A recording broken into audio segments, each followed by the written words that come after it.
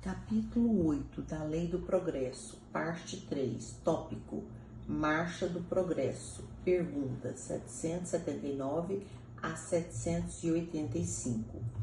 Pergunta 779.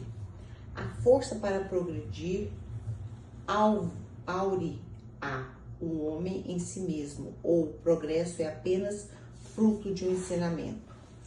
O homem se desenvolve por si mesmo, naturalmente, mas nem todos progridem simultaneamente e do mesmo modo.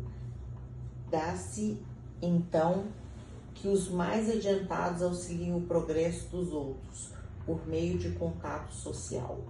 Pergunta 780. O progresso moral acompanha sempre o progresso intelectual? Decorre deste, mas nem sempre o segue imediatamente. 192 a 365. Letra A. Como pode o progresso intelectual engendrar o progresso moral? Fazendo compreensíveis o bem e o mal. O homem, desde então, pode escolher. O desenvolvimento do livre-arbítrio acompanha da inteligência e aumenta a responsabilidade dos outros. Letra B. Como é, neste caso, que muitas vezes sucede serem os povos mais instruídos os mais pervertidos também? O progresso completo constitui o objetivo. Os povos, porém, como os indivíduos, só passo a passo os atinge, enquanto não se lhe haja desenvolvido o senso moral. Pode mesmo acontecer que se sirvam da inteligência para a prática do mal. O moral e a inteligência são duas forças que só com o tempo chegam a equilibrar-se. 765 a 751.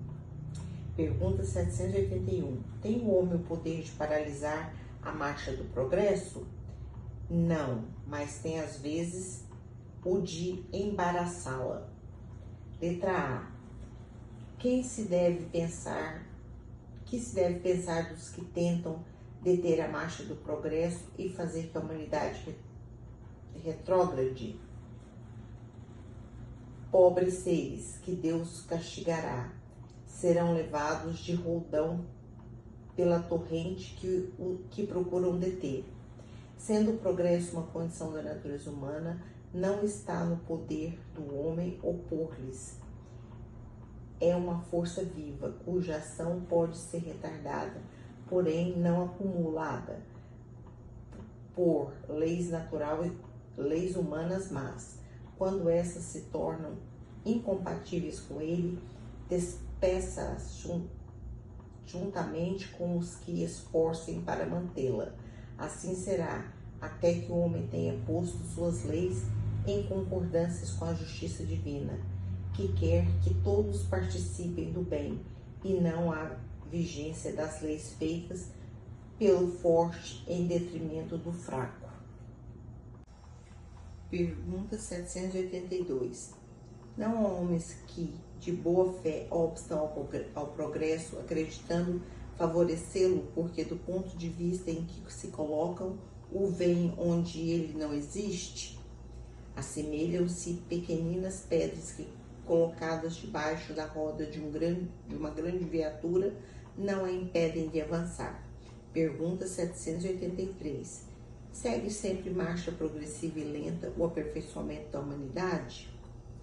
Há o progresso regular e lento, que resulta da força das coisas. Quando, porém, um povo não progride tão depressa quanto deverá, Deus o sujeita de tempo a tempos a um abalo físico ou moral que o transforma. O homem não pode conservar-se indefinidamente na ignorância, porque tem de atingir a finalidade que a providência lhes assinalou. Ele se instrui pela força das coisas. As revoluções morais são como as revoluções sociais, se filtram nas ideias pouco a pouco, germinam durante séculos, depois interrompem subitamente e produzem o desmoronamento do carunchoso edifício do passado, que deixou de estar em harmonia com as necessidades novas e com as novas aspirações.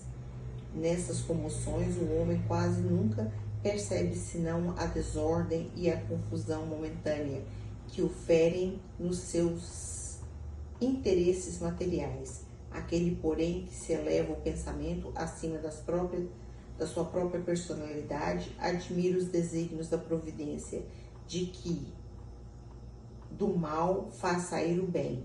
São a procela, a tempestade que saneiam a atmosfera, depois de terem agitado-a violentamente. Pergunta 784. Bastante grande é a preservação do homem. Não parece que, pelo menos do ponto de vista moral, ele, em vez de avançar, caminha aos recuos? Engana-te, observa bem o conjunto e verá que o homem se adianta, pois que melhor compreende o que é mal e vai dia a dia reprimindo os abusos. Faz-se mister que o mal chegue ao excesso para tornar compreensível a necessidade do bem e das reformas. Pergunta 785. Qual o maior obstáculo do progresso?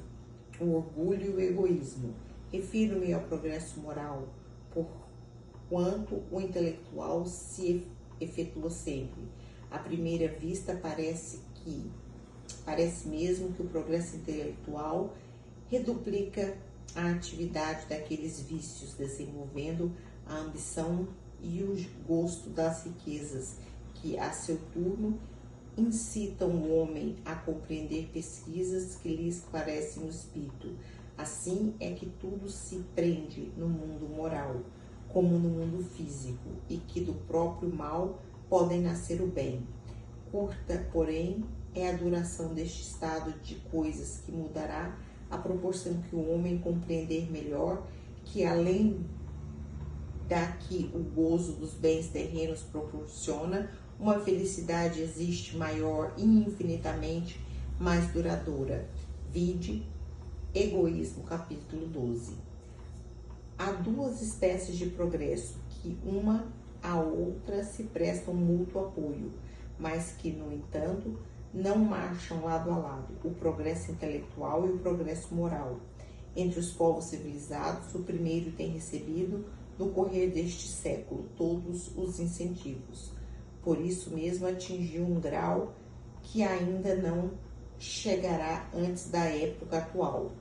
Muito falta para que o segundo se ache no mesmo nível. Entretanto, comparando-se aos costumes sociais de hoje com os de alguns séculos atrás, só um cego negaria o progresso realizado. Ora, sendo assim, por que haveria essa marcha ascendente de parar com relação de preferência ao moral do que com relação ao intelectual?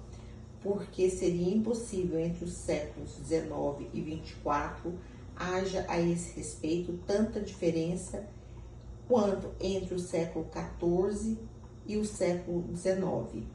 Duvidar fora pretender que a humanidade está no apogeu da perfeição e que seria absurdo ou que ela não é perfectível moralmente e que a experiência a desmente.